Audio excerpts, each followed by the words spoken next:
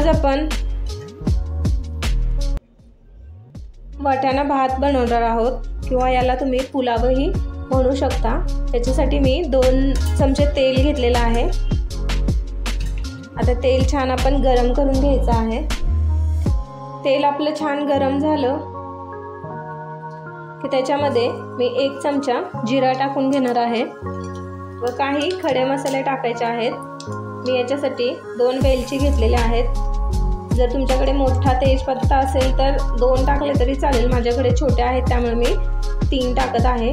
1 चक्री फूल टाकायचं आहे, लवंगाचा 1 मोठा तुकडा, 4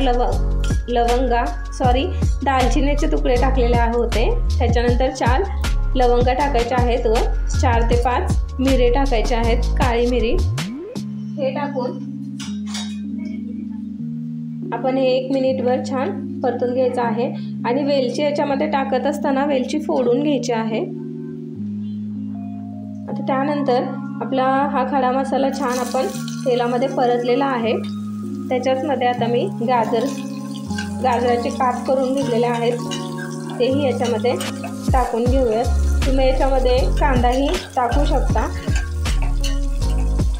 आता हे तेलावरती आपण छान परतून घेऊयात। रेसिपी अतिशय सोपी आहे।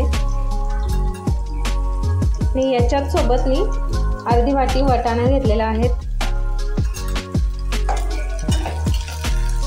आता हे आपण छान 3 ते 4 मिनिटं मीडियम फ्लेमवरती परतून घ्यायचं आहे।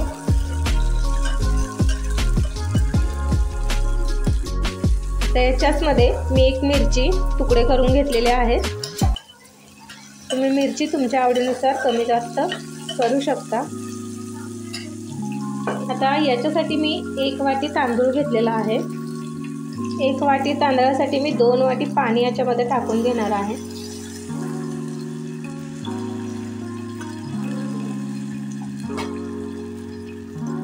आपण जेवढं तांदूळ घेतो त्याच्या दुप्पट पाणी जर घेतलं तर आपला तांदूळ छान मोकळा व सुटसुटीत असा शिजतो।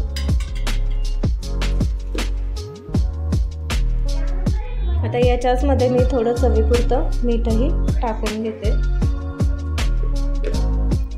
याच्यासाठी मी 1 वाटी तांदूळ छान 10 मिनिटं भिजवून घेतलेला आहे। आपल्या पाण्याला पण छान उकळी आलेली आहे।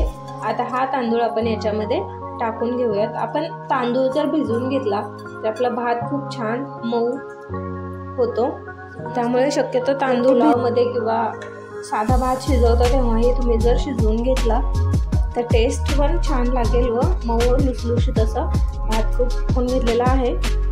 आता हाय फ्लेमवरती याला छान उकळी काढून घ्यायची आहे। आपण भाताला छान हाय फ्लेमवरती उकळी काढून घेतलेली आहे।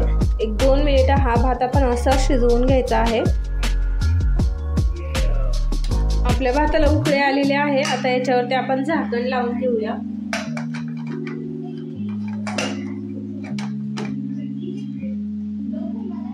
व गॅसची फ्लेम लो करून आपण हा भात शिजवून घेऊया। मी याला 2 शिट्ट्या काढून घेतलेल्या आहेत कुकरला। आता आपण पाहूया आपला भात शिजलेला आहे का। हे तुम्ही पाहू शकता, अगदी मोकळा व सुटसुटीत आपला हा भात छान तयार झालेला आहे। तुम्ही पाहू शकता आपलं पाण्याचं प्रमाण अगदी ॲक्युरेट झालेलं आहे, अगदी मापात झालेला आहे।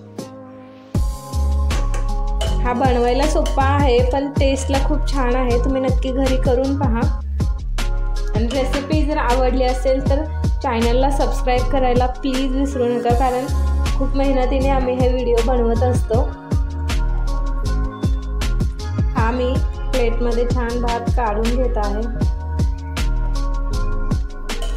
अगदी घाई गडबडीच्या वेळेस पण तुम्ही हा राईस अगदी सहजरित्या बनवू शकता।